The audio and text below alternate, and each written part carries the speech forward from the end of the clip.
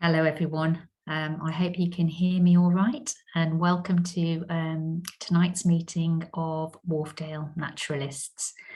We're extremely excited tonight, finally, to have the opportunity to hear a speaker that we originally arranged to have in our programme for our anniversary year, our 75th anniversary year last year. But of course, as we all know, that programme wasn't to take place in quite the way that we had hoped it would. But fortunately, we are able to have the speaker that we had hoped to have back in 2020 here tonight with us. Our speaker is Rachael Bice. She is the CEO of the Yorkshire Wildlife Trust, and we're extremely lucky to have her with us tonight. I'll say a few words about Rachael in just a moment. Just in case there's anybody with us who hasn't attended one of these meetings before, a couple of things you need to know. One is that we'd like you, if possible, if questions occur to you during the talk, to write them in the Q&A. That just gives Jeff a chance as the talk continues to sort of collate them, decide on a sensible order in which to ask them and so on. So if you wouldn't mind recording your questions in the Q&A, you'll see the button at the bottom of the screen, hopefully. That would be absolutely great. Once the talk finishes, you'll have the chance to listen to Rachael answer all those questions. Okay, so let me now turn to introduce Rachael herself. As I said, she became CEO of Yorkshire Wildlife Trust quite recently. I think it was September 2019, Rachael. What a time to start a new job. You just get going, and then what happens? Society closes down. So of course, Rachael's only really getting into the swing of the role now. She's finally getting a chance to get out there, have a look at our wonderful county, meet the Yorkshire folk, find out what their priorities are, and really start kind of understanding what opportunities there are for the Yorkshire Wildlife Trust at the moment. Obviously, it's a challenging job in these difficult and changing times. But Rachael brings with her a lot of experience from previous work that she's done, I think, in Cornwall. I think that's right, Rachael. She's got lots of great ideas about ways of working together more effectively. And she's looking for ways to try to understand how we might sort of begin to revere nature again in the way that I think used to be more common. Now it's getting harder to hold on to that reverence, and Rachael is looking for ways in the work of the Trust to help us return to that feeling of reverence for the nature that we inhabit.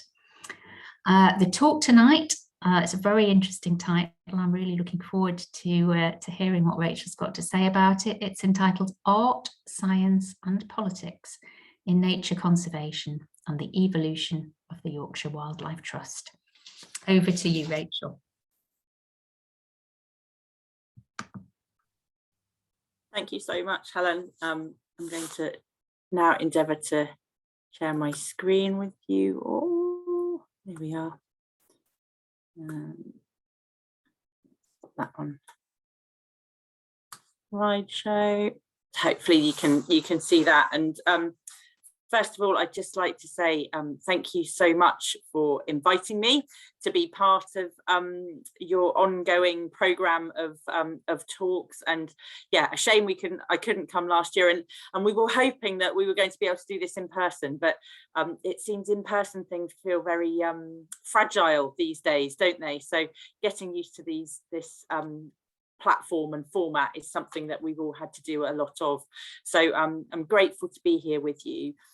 Just say at any point, if there's any interruption or the sound isn't good, please do interrupt me so that I'm aware and can make adjustments if there's anything that technically isn't going quite to plan, because I know people are always a little bit hesitant about whether they should interrupt speakers, but please do as needed.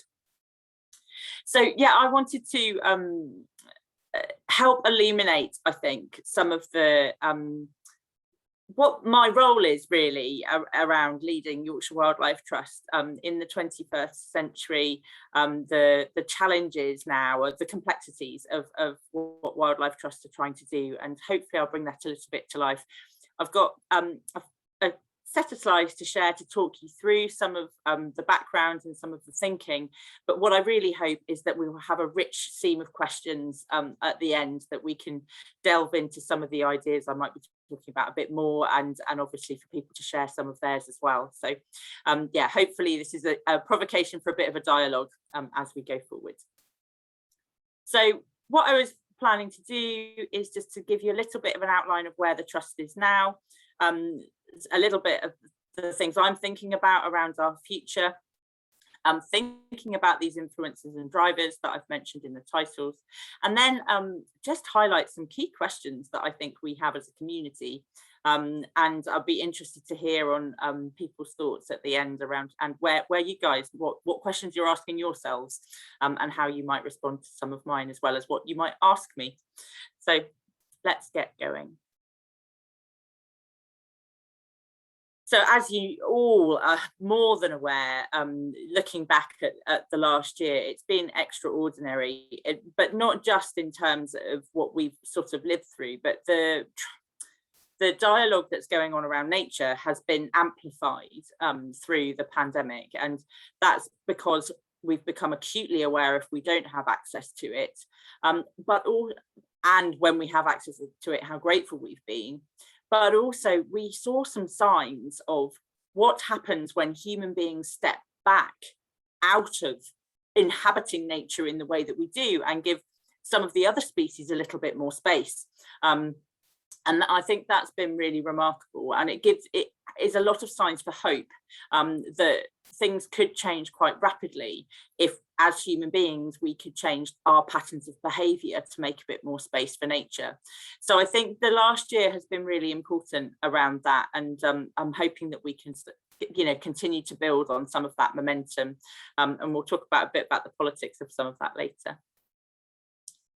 And so in terms of what have we seen at the Trust, the digital engagement, doing talks like this, we wouldn't used to have done these, now we do them, which is wonderful, because not only does it mean that, say, I can come and talk to you on a Tuesday evening, and I imagine that you're distributed around Yorkshire and possibly beyond Yorkshire's borders as well, but it means as an environmental community we can work together much more closely, more generally, and certainly in the Wildlife Trust movement.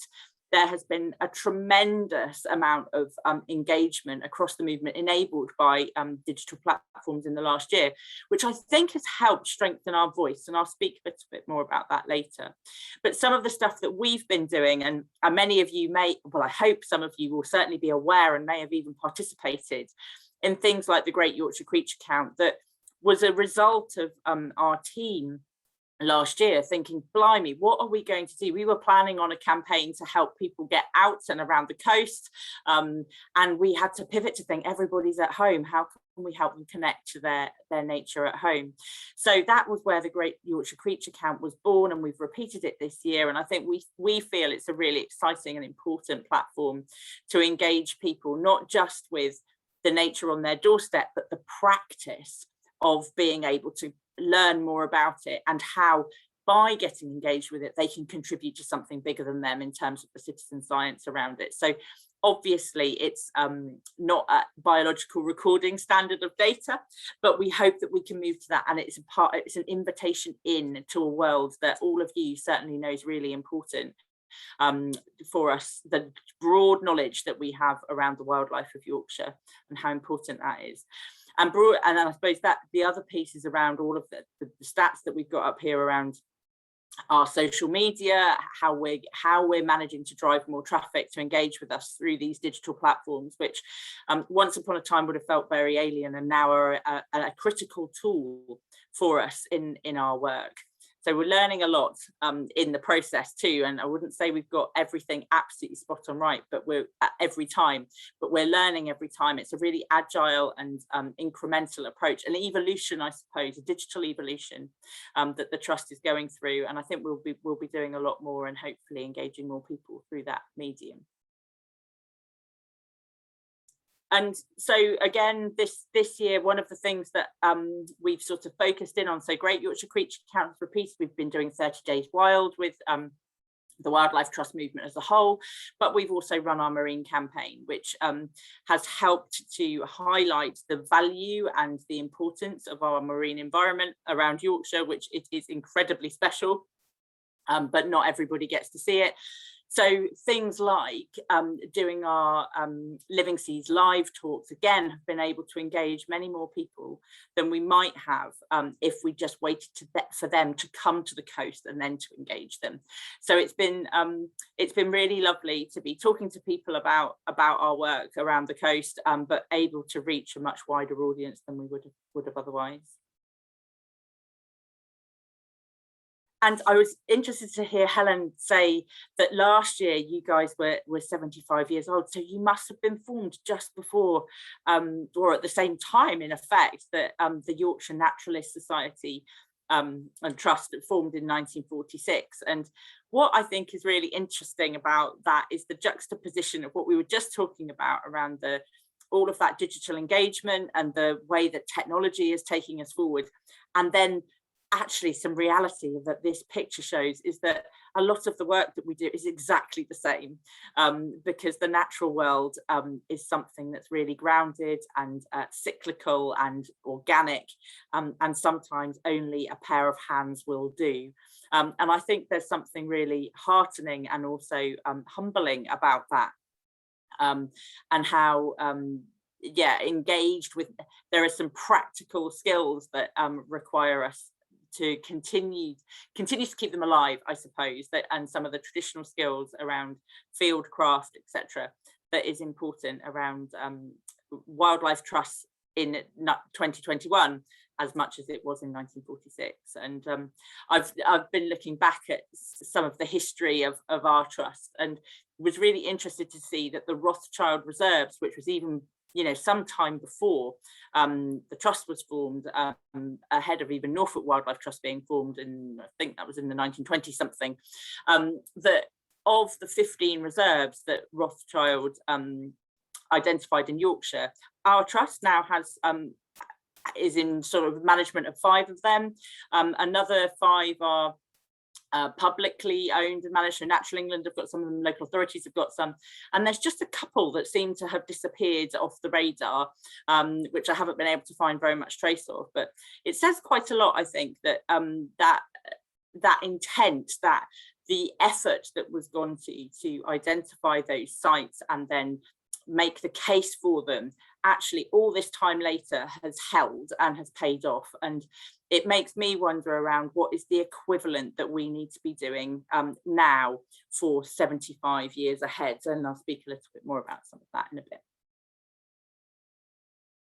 And so for those of many of you, I'm sure, will be familiar with the territory that Yorkshire Wildlife Trust covers and our reserves, because I think many of you are members, and thank you for supporting us in that way. But for those that don't, this is a map that just shows how our nature reserves are distributed across Yorkshire. We've got over 100. We've got a series of offices that our teams work from, and the different coloured patches are our regions that the teams work within. And of course, Sheffield and Rotherham Wildlife Trust is a separate trust who we work with closely as well. So it's a huge territory. When I moved up here, I couldn't believe that Lancashire was actually only 26 miles wide in parts, and that Yorkshire covered the breadth of this bit of northern England. But it's wonderfully diverse, incredibly interesting, huge, deep heritage, and an awful lot of wonderful wildlife still to be celebrated, and hopefully that we can regain the abundance of and help nature recover across the country. So it's touching to see everything that we still do have, but knowing that there should be even much more of it in this landscape now. But I suppose that's the work that we're looking at for the future, isn't it? So, of course, some of the challenges that we have now, and I know many of you will again be familiar with this reserve, being part of the group of people who help us look after it, but the ash dieback. And I think what is happening now, we have many opportunities around Yorkshire, but there are also some challenges as well. And I don't know whether any of you heard that in my old patch, where I used to be in Cornwall, there was a new tree disease discovered there just over the week, in the last few weeks. It was on the news over the weekend. And so the dynamism in terms of pressures is changing for us. And that, of course, then changes the way that trusts like ours and other landowners have to work to respond to these pressures. And in fact, in the village that I live in, that's over near the North York Moors, over the weekend, it wasn't even windy, a huge ash tree that actually has got a great big hole up its core collapsed in a field, luckily not on the road. But there were no signs that was going anywhere initially, but just went. And yeah, so the risks around some of the changes that we're seeing are real for people. They're definitely financial for the organisations that are managing them, and they change something about places that we care about. And I think that's what I'd felt around that tree that I saw, that I walked past it, most days, and liked it, the way that it held a form in the landscape. I felt attached to it, if you like, and to see it fallen down actually made me really sad, and appreciate that also happens with places that we care about. So these changes are, at some level, they're around the science and they're a practical biological process, but on the other hand, they're emotional as well. And us being prepared for that, and particularly the big changes that we're facing, is something we have to be prepared for and resilient to. And therefore, our community of practice and our support for each other becomes really very important. And that's, I think, where the role of organisations, both like the Wharfdale Naturalists and Yorkshire Wildlife Trust, are useful, because we create a community of people who might all have that same visceral feeling of if they see something in the natural world that is coming to the end of its life for one reason or another. And that sort of takes me on to talk a little bit more around thinking ahead. I feel both privileged and extremely responsible about having a role on the Yorkshire and Humber Climate Commission. There is a series of commissioners who have been brought together from all sorts of different walks of life and interests to try to bring a regional plan together, and that's quite unusual. We in most other areas, action is being taken at a sort of local authority scale. In Yorkshire, we're bringing together the plans from across the different ridings, meaning that it's a huge territory with a huge amount of challenges, but thus opportunities as well within it. And this slide just illustrates the degree of change that we're facing in Yorkshire. Although we talk about this often at a global level, it's here and now, and it's going to be affecting the places that we live in. And of course, that means that it's going to be affecting the wildlife as well. And I think the questions that we have to ask ourselves is how, while we are thinking so much about how do our lives become net zero, how do we adapt, how do we become more resilient, what can we do in an equivalent way to help our wildlife in a similar way? What do they need, and what does that mean that we have to do differently? And I think often, I'm not sure that as a naturalist community, innate environmental community, that we've really been through that process yet to work out what we can best do. And again, I'll pose a few questions at the end around that. But I thought it's useful to share these particular risks that we face, all of these in different ways in Yorkshire. And certainly at the Trust, I'm more than aware that Spurn, one of our most important reserves and places, sticks out into the North Sea, and the storm surges and the coastal erosion and the sea level rise is going to be very real all around the Humber. But equally, you know, disruptions to rainfall patterns in the east and the west of Yorkshire will have really different effects and consequential effects for the ecology there. So something for us to be as aware of as we can, and think through what are we trying to achieve with the work that we do now, thinking far enough ahead. What do we have to plan for? Okay. So, and this is really brought to life, I think, by some of the quotes that we are now seeing in the media. This particular one is from one of the directors of the UN Environment Programme, who's highlighting the triple crisis of biodiversity loss, climate change and pollution. And I think that's actually really important, because bringing these are all faces of the same problem. And in fact, some of you may be familiar with the 9 planetary boundaries work that the Stockholm Institute have done. We're not handling any of our planetary boundaries particularly well as a human species, but certainly on these 3 we're in difficult territory, which probably understates it, doesn't it, really? But if we can think about them holistically and the solutions holistically, then we're much more likely to be setting ourselves on the right course for the future. One of the problems is that we have been siloing everything and thinking that what we do over here doesn't make a difference over there. And of course it does. Nature is holding all of this for us. We are a part of nature. It's not separate from us. And that's what, when Helen was talking about that earlier in terms of introducing me, I feel very strongly around the need for us to become aware again that we are part of nature as a species. We are one species on this planet among many, many others. And how do we put ourselves back in our place at some level?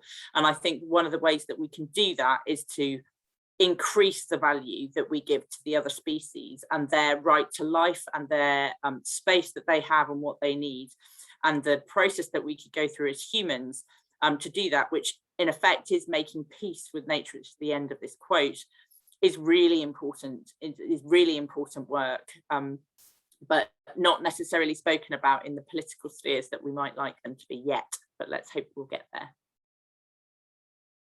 And so all of this said, what does this mean then for Yorkshire Wildlife Trust, and how am I and my team thinking about this? And I think what it's important to say is that Yorkshire Wildlife Trust was founded and has been effectively powered by volunteers for a very long time. And now some of us have the privilege to be paid members of staff of the trust to try and steward it on its way into the next 75 years.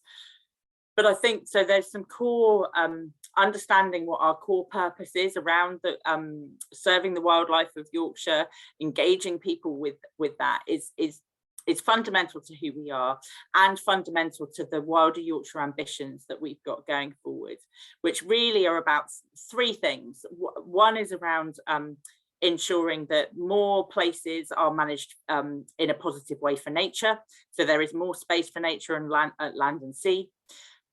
Another one is around engaging more people. So how can we get 1 in 4 people engaged with taking positive action for nature? Because that 1 in 4 is a tipping point. Once you get 1 in 4, then it really makes cultural shifts. So there's good science behind some of those numbers. And then the last ambition, sort of overarching ambition that we're working to, is around changing society. So the structure of society values nature more.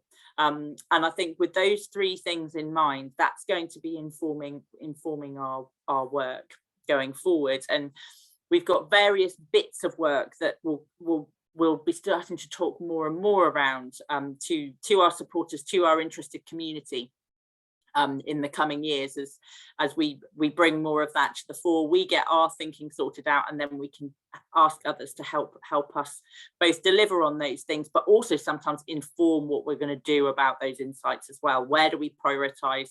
What do we think is most opportune? How can we make the biggest difference? Often will be part of that.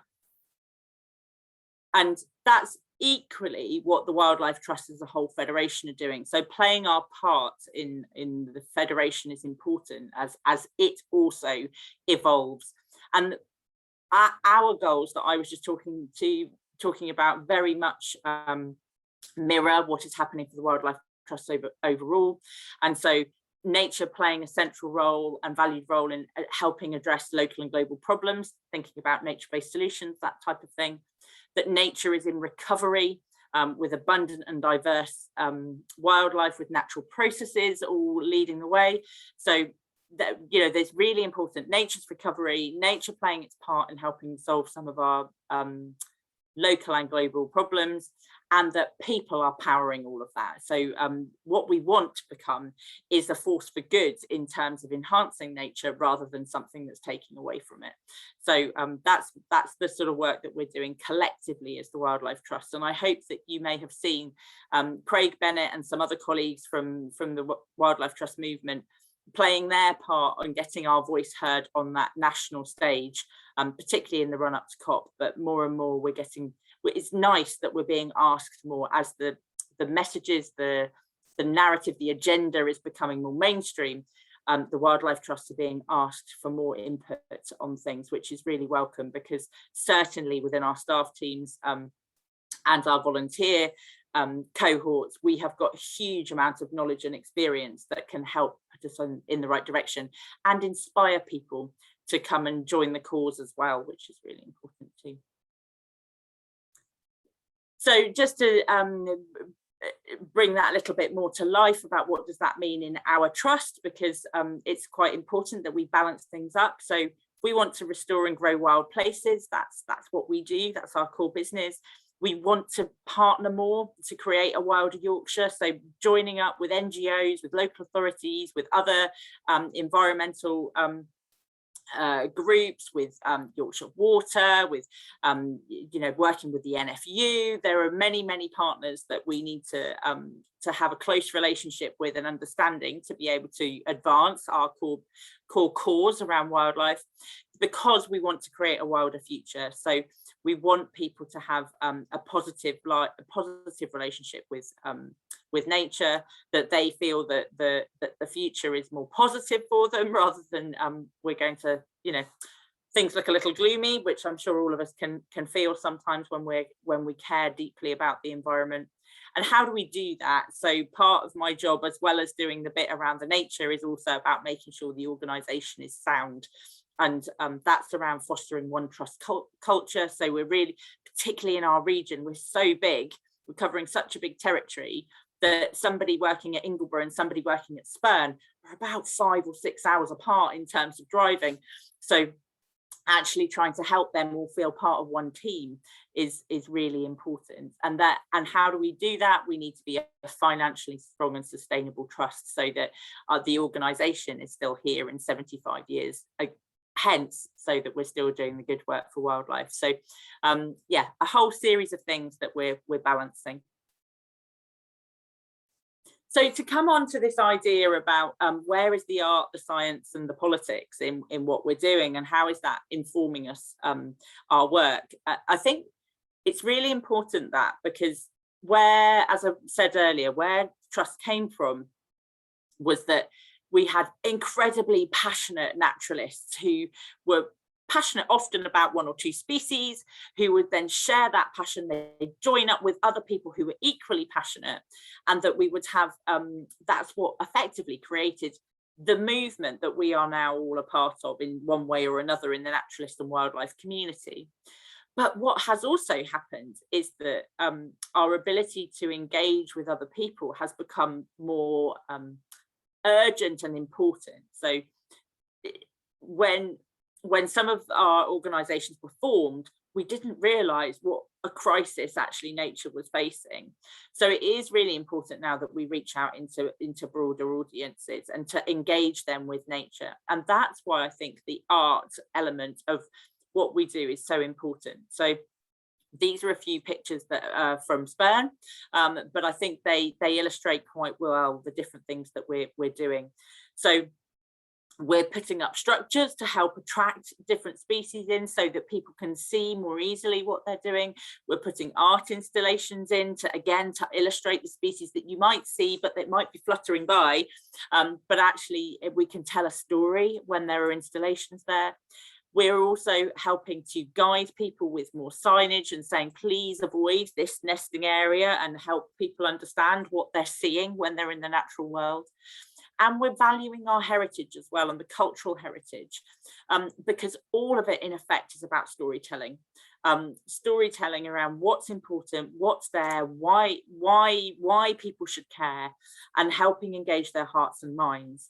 And the arts broadly do that incredibly well. So partnering up, thinking about how do we work with other sectors, feels really important. And some of the work the Trust is doing on that is on our reserves specifically, and we've got new visitor trails, for example, that are helping to engage people more when they're on our reserves. But we're partnering up. There's a sculpture trail being proposed on the coast called Puffins Galore, and we're going to work with them on that.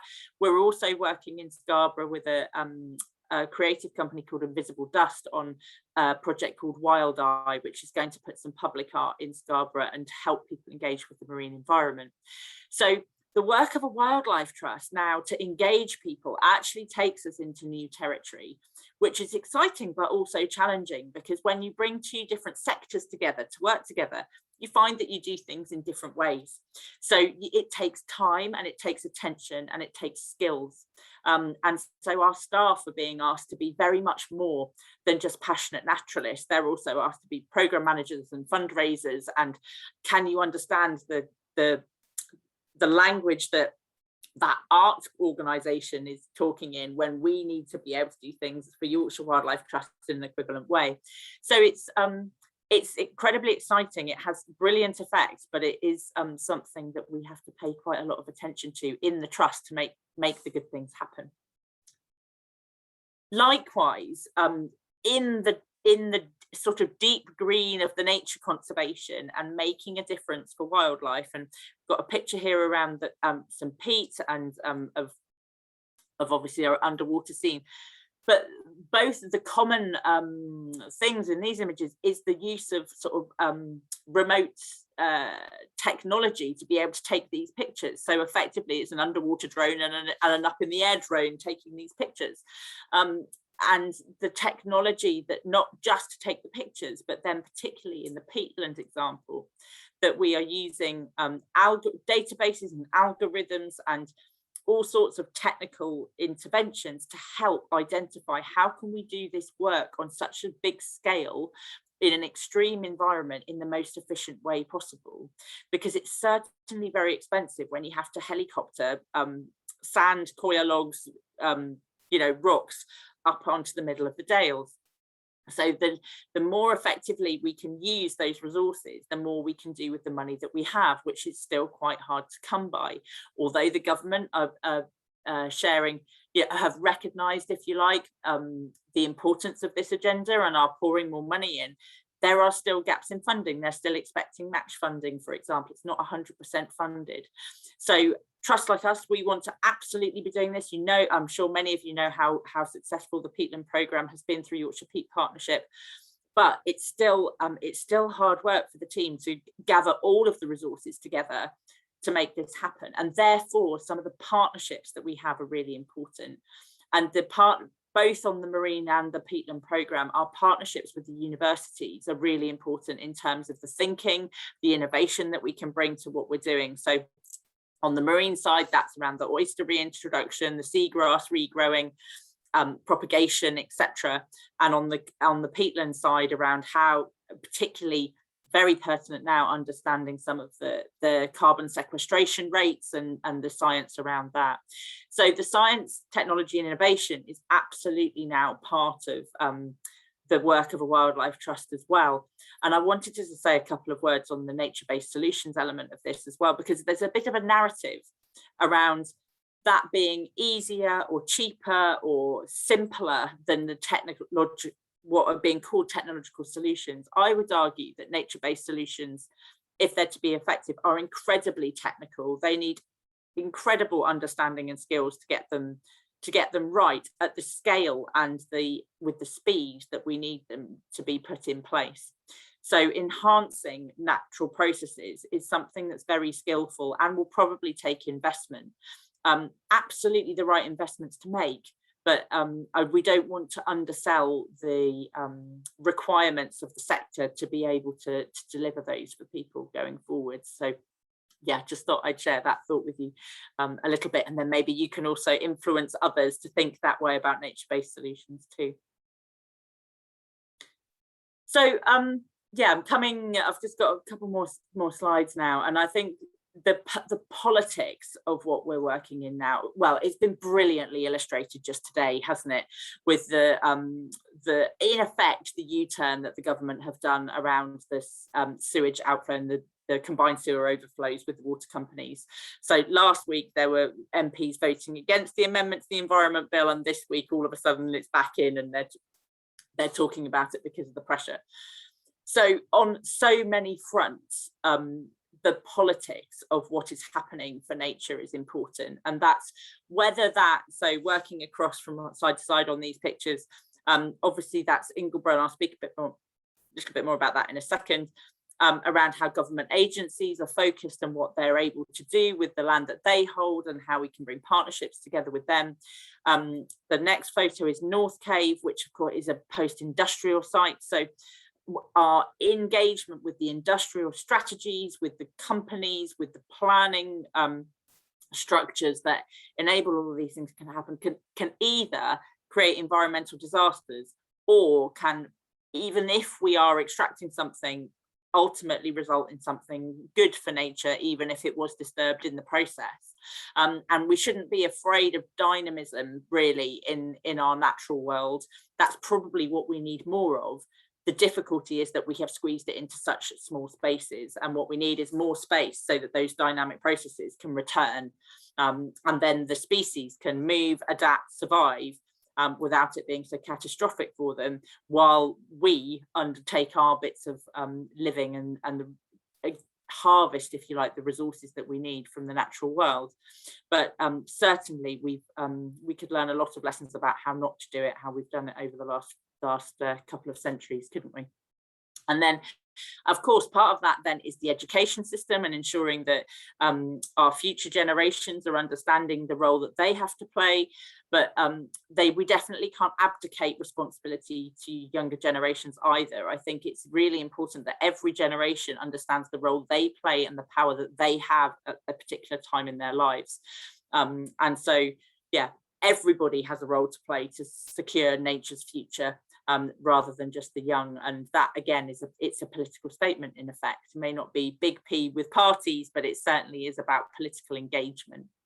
And that results in policies that will support the natural world going forward. And I think the Environment Bill is a really good example of how it was very well conceived and intended, but actually as it's passed through the system and has had multiple delays and has become weaker, it just shows how good intent can actually be, I suppose, deflated, I suppose, a little bit through the system. But with political pressure, as we've seen, just as I was saying in the last couple of days, things can be put back in. So how do we raise our voices on these sort of things? How do we have our voices heard?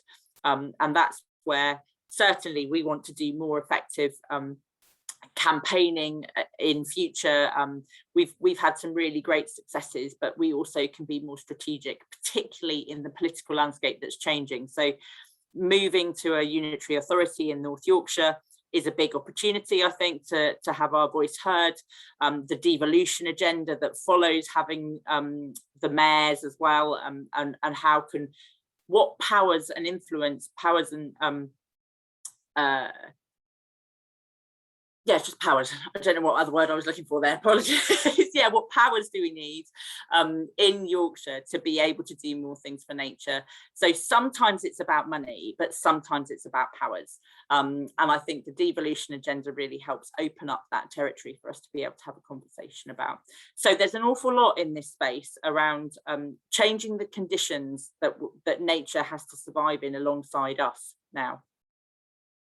And a good example of this, a project we're really proud of, that and that is only just beginning. So where we'll be in 20 years with this project will be very exciting, is the collaboration that's come together around Wild Ingleborough, that really is pulling together government agencies, so Natural England alongside our trust, support from WWF, so a global and national charity, and also the United Bank of Carbon and Leeds University. So all coming together to say, we think that we can do something transformational in this landscape.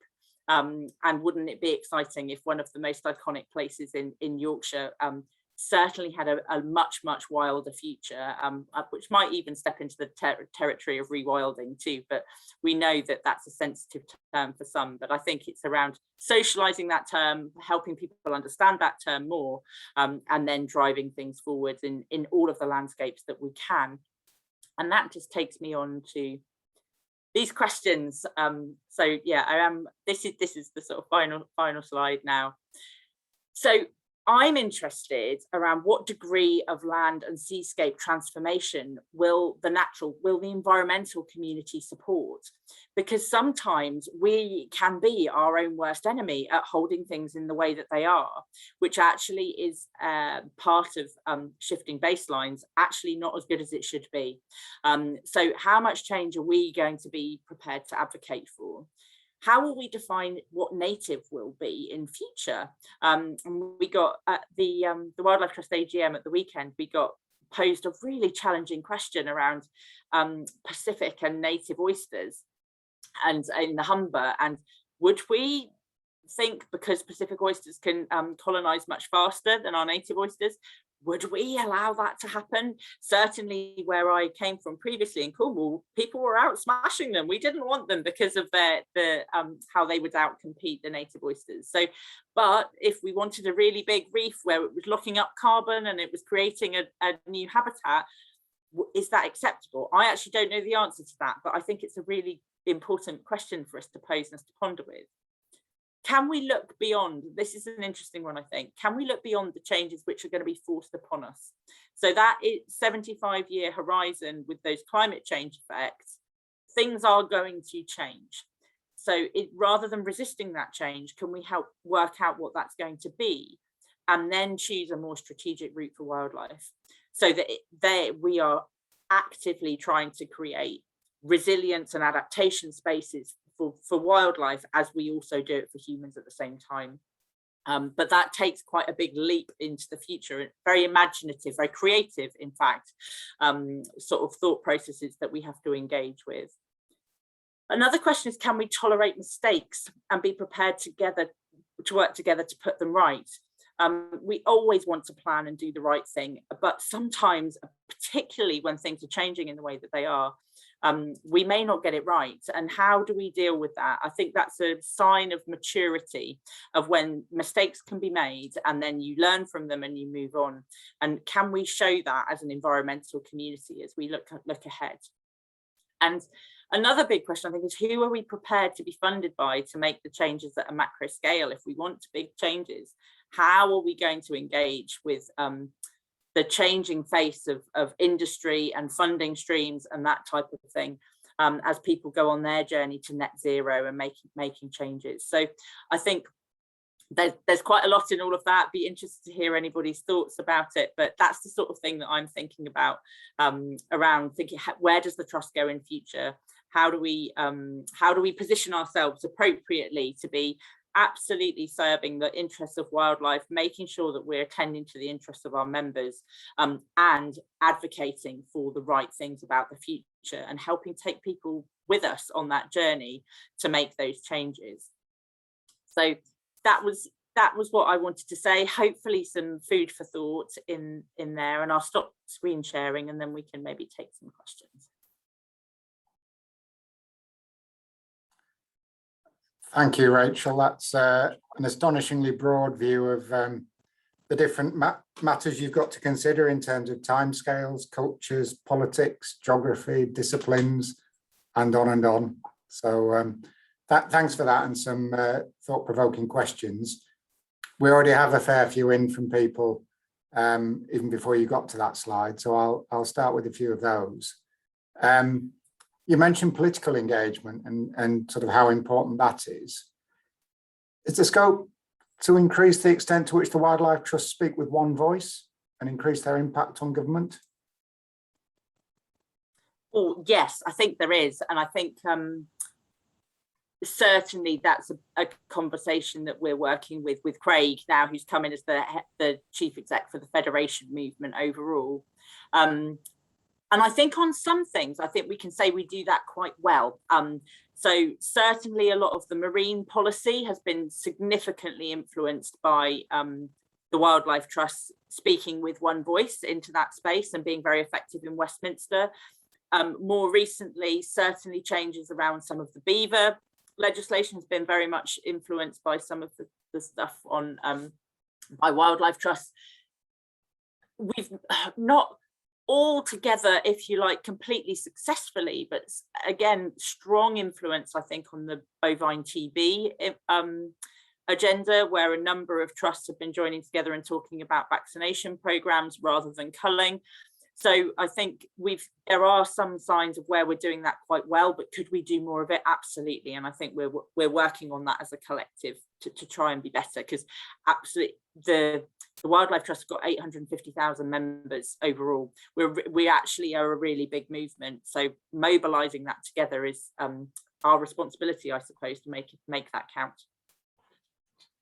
Thank you. And thinking about space for nature and the importance of increasing the space for nature that you mentioned, it's really hard and expensive to buy land. So what routes are there to increase engagement with the current landowners? So I think there's two levels that we can do that on, and which the trust is endeavouring to do, and we know we want to do more. So one is at a ground level and working in very specific localities with farmers and landowners where we can see we can make a direct difference on specific things. So whether that's maybe hedgerow planting or treating invasive species or renaturalizing river courses or reintroducing dew ponds, those type of things, we can make a difference, because there's something tangible. There's often bits of funding, something tangible that we can see changes, and that helps generate that relationship at a local level. But more broadly, I'm encouraged by the conversations that we're having more Yorkshire at whole, engaging with the NFU, engaging with the CLA, and Yorkshire Water have been bringing a landowners network together, which again we're participating in, because I think over many years farmers and environmentalists have been effectively divided and ruled. We've been pitched against one another, whereas actually I think it's becoming clearer and clearer. Our interests are very similar, really, but policy has taken us in two different directions. Now we've got opportunity to fix the policy fracture, and then the communities could work together. And so I hope what we need to do is be creating more common ground and opportunities for sharing learning and working together in future. And that's what me and the team are thinking about at the Trust. Thank you. And sort of continuing the engagement theme, but in a different direction. What more can be done to engage young people to develop careers in green industries, whether within the trusts or other organisations? And that is a question. That's a great question. Great question. Well, I suppose to start off with, it's about inspiring them to love the natural world, isn't it? Because I think, there is many famous people, consequential people say that you won't care about what you don't love. And so I think inspiring them and engaging them that their place that they live in actually matters, and it is connected to where their food comes from, and that the air that they breathe and the water that comes out the tap. And then I think once that inspiration and link has been made, then to some degree, it's great if they are then naturalists or natural scientists who want to come into the environmental sector directly. But equally, if they take that love for nature into whatever profession that they then inhabit, that's the change that we need. That's what will embed better decisions for nature being made across society. So I think we do want to foster young naturalists and get them excited to know more specifics around the world that we live in, and making sure that that knowledge is passed down through the generations so that we don't lose that. But equally, I think giving people a broad base and seeing how their role affects nature, whether it's in the medical profession or being an estate agent or being a farmer or being a chef or being, you know, any of those things that feel like they might be a few steps away, actually all are based from the foundation of nature. So that's, yeah, hopefully that, but happy to. Oh, that's lovely, thank you. That's a different spin. It's saying, I think rightly, you don't have to be in a directly employed industry to have that influence. I guess still sort of personalising things. What three things could individuals do to help support Yorkshire Wildlife Trust with where you are now? Oh, well, so there's the basic stuff. I mean, obviously being a member is incredibly helpful. And that's not just because that brings, you know, financial support. It's because when we then go and talk to, say, the West Yorkshire Mayor, we're saying we have this many members. We are speaking on behalf of the people of Yorkshire who care about nature. So that's obviously really important. The volunteering, we couldn't possibly look after the places we look after without the volunteers. But I think broadly, it's around changing cultures in our localities as well. So I think more so than ever, we can be a bit proud green, can't we? So maybe a little bit before we had to, I'm a bit green, and there was some, you know, often there might be a bit of teasing around, oh, you know, you knit yogurt and all of those sort of things. Well, maybe we did, and now we're proud of it as well. So I think there's something to be really proud of the knowledge, particularly in the naturalist community, where I was blown away by the beauty of some of those photos on the photo reel before we started, that were bringing to life those beautiful tiny creatures that actually, unless you've got the photography skills and the ability to share them, you can't see that necessarily with the naked eye. So, and when I think such a big thing is to bring to life what is in front of people's eyes, but they just don't know what it is. So it's absolutely inspiring to go on a walk with a naturalist and then say, it's that species and it's that and it's that, and did you know that feeds that, and all of that sort of thing. So sharing that knowledge, I think, is one of the greatest gifts that we can do, which is, it's about, the trust is about trying to change this more broadly. So there's great things about actually supporting us as an organisation, and I'm incredibly grateful for people that do that, but just supporting the cause in whatever way you can is what we're all about, really. Thank you. And yes, I'd echo those plaudits for Anne Riley's photos. She does webinars for us and has reams and reams of these. So we're hoping the pandemic won't go on forever, but Anne's got plenty of photos to get us through. Yeah, they're amazing. Given the sort of financial pressures, what are the current priorities for the Trust? Oh, so we are going through a process of, so Yorkshire Wildlife Trust has had a phenomenal success and has grown quite substantially. So in terms of turnover, in about the last 5 years, we've doubled in turnover. Now that, on the one hand, is a fantastic headline. On the other, the reality of some of that is brilliant, more work that we're doing, and sometimes that creates a bit of stretch. So we're in a process of consolidating some of that change, which means that we have to pay a bit of attention to the internal workings, but looking outwards, it's certainly around articulating what does nature's recovery look like for Yorkshire. So we're working on a state of Yorkshire's nature report, which anyone who's involved with the YNU might have heard Alistair Fitter talk about that recently at one of their meetings. So we've been working with Alistair and others to gather the data around Yorkshire's nature to find out where we are, particularly about how Yorkshire Wildlife Trust reserves are performing in that nexus of, you know, how we're doing, where do we want to be, and what role is the Trust playing. So we want to get our evidence base strong and secure so that we know where we are, and therefore be really ambitious about where we want to go. So there's articulating landscape scale change. So For example, Wild Ingleborough is one that we're working with the Humberhead levels. We've got the peatland programme, we've got the marine programme, all of those things. In a way, it's just more of it, more of it on a bigger scale, adapting to climate change, seeing how, you know, it's so urgent that we restore those peatlands.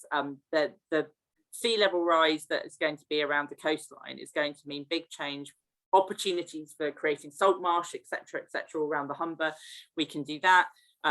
Helping people in urban areas to understand how the little bits of nature that they steward actually multiply up into big bits for nature. So in effect, it's more and more of what we're doing, and on a bigger scale, and helping people, you know, channel the money into us so we can do that. We've got amazing skills in the staff team, lots of ideas, and it's just about resourcing them, really.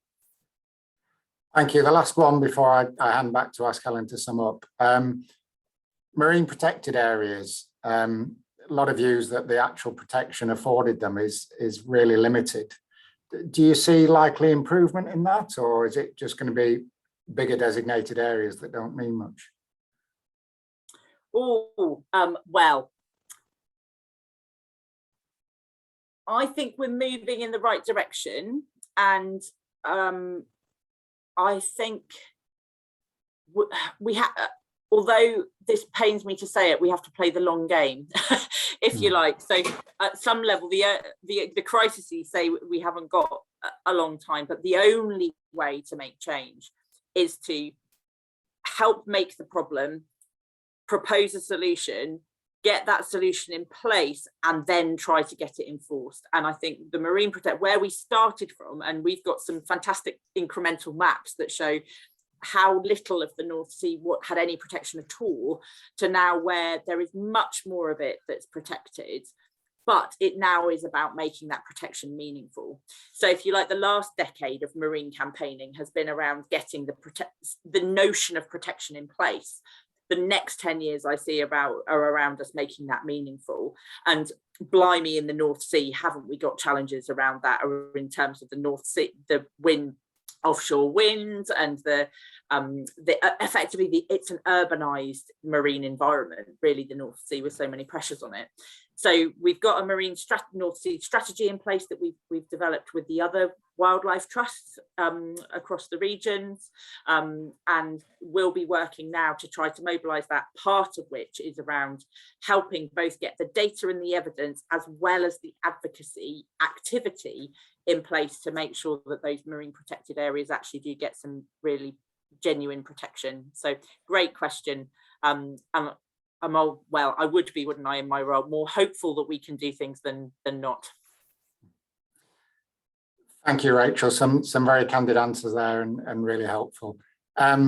I'll hand back to Helen after I've asked any Wharfdale Nats botanists on this question. These are bindweed berries that I've not noticed in previous years. Do they only do that every few years, or have I just not been looking? With that, back to Helen. Cue the chat, go mad. Answers in the chat. Yeah. Well, I'm afraid I'm unable to answer Jeff's question on bindweed, sadly, but I am able to say, Rachel, thank you so much for an absolutely wonderful talk. I mean, we're all used by now, I guess, to the gloomy context in which you've had to talk to us, the gloomy context of climate change and pollution, biodiversity loss, and all the rest of it. I was very sad as well to hear the news about the new tree disease, which I actually hadn't heard about. That's really depressing, and I do hope it doesn't turn out to be as bad as ash dieback has. But having put the gloomy context into its place, I want to say how lovely it is to see that the new CEO of the Yorkshire Wildlife Trust is full of energy and passion and enthusiasm and ideas of a positive kind. I thought the suggestion that we might try to do much more in the way of engagement with art, what a wonderful idea. I think there probably are a lot of people out there who are, as it were, kind of already engaged with art. They're musicians or they're into music. They like their art, they like their painting, they like their sculpture, they like their drama, whatever it may be. But who haven't, for whatever reason, engaged very much with the natural world, it's an obvious route to try to use to garner new enthusiasms and new interest from new audiences, which is, of course, what we all desperately need to do. Yeah, on the science as well. I mean, I noticed that you said at the very beginning that paradoxically, you know, the technologies that we've been forced back on because of the pandemic have in fact led to great rise in engagement with your group, and that can only be all to the good, and presumably there are many more technological and scientific opportunities out there for the taking. And finally, politically, you were talking about the importance of politics, and obviously that's something we all have to take very much to heart. I think we've all been inspired locally here in Ilkley by the success of the Clean Rivers group in just getting something that wasn't on the agenda in the slightest into everybody's living rooms. And now everybody cares about clean rivers.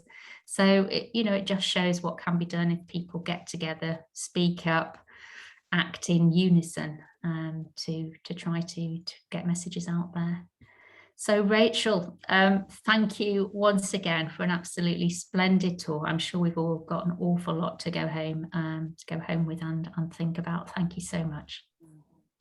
Absolute pleasure. Thank you for having me. And yeah, please, if it's sparked off thoughts and people have got things they want to share, please feel free to get in touch. Yeah, this is what I'm thinking about all the time. So having people to think with it on is great. So thank you very much for having me. Really appreciate it. Thank you. Thank you.